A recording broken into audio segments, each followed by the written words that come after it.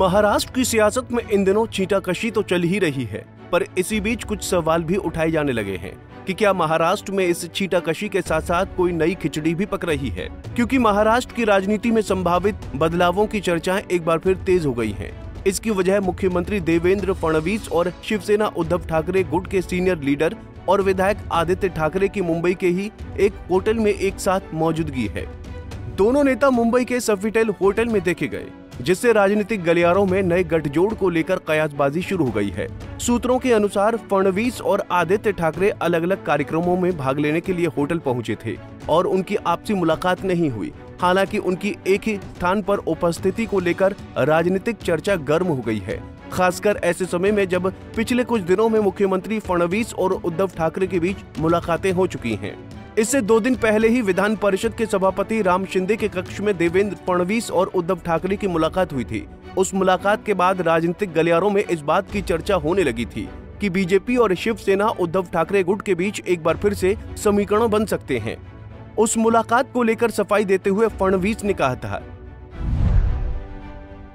मैंने उद्धव ठाकरे द्वारा लिखी गई किताब हिंदी शक्ति हवीज कशाला पढ़ी थी और इसी क्रम में उनसे मुलाकात हुई। किसी से मिलना गठबंधन की पुष्टि नहीं करता।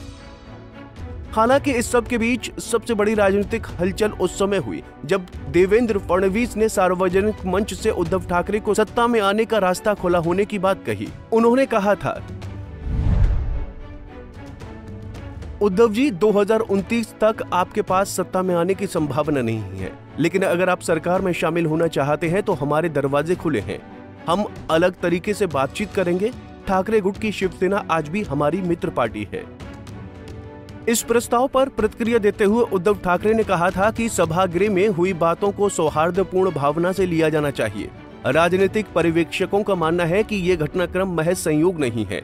हालांकि दोनों पक्षों की ओर से फिलहाल इसे सिर्फ औपचारिक या अनौपचारिक मुलाकातें बताया जा रहा है, लेकिन महाराष्ट्र की राजनीति में जिस तरह से समीकरण तेजी से बदल रहे हैं, उसे देखते हुए इन मुलाकातों को नजरअंदाज करना आसान नहीं। होटल से निकलते समय आदित्य ठाकरे ने कहा, मैं अपने दोस्तों के साथ डिनर पर आया था और वहां संगीत का कार्यक्रम था। कार्यक्रम में रहते हुए भी मैं खबर देख रहा था। आदित्य ठाकरे ने कहा कि यह खबर देखकर अब इंसान का गांव जाने का मन करता है।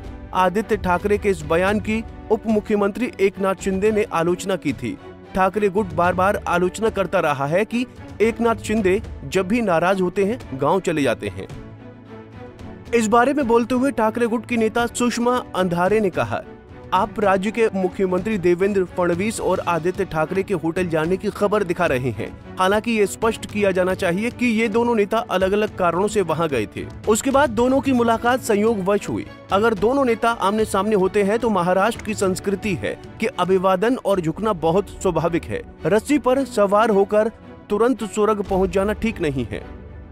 गौरतलब है कि बीजेपी और ठाकरे गुट के बीच संबंध 2019 विधानसभा चुनावों के बाद टूट गए थे, जब शिवसेना ने एनसीपी और कांग्रेस के साथ मिलकर महाविकास अघाड़ी यानी एमवीए सरकार बनाई थी। उसके बाद से दोनों दलों के बीच लगातार आरोप प्रत्यारोप चलते रहे हैं, लेकिन अब हालिया घटनाओं ने नए राजनीतिक समीकरणों की संभावना को जन्म दे दिया है। अब सवाल ये है कि क्या ये फिर से बीजेपी शिवसेना उद्धव ठाकरे गुट की नजदीकियां हैं या महज एक संयोग? इसका उत्तर आने वाला समय देगा। फिलहाल महाराष्ट्र की राजनीति में इस घटनाक्रम से हलचल बढ़ गई है। नए कयास लगाए जा रहे हैं। भाषा विवाद तो अपने चरम पर है ही। Bureau report, Punjab Kesari TV.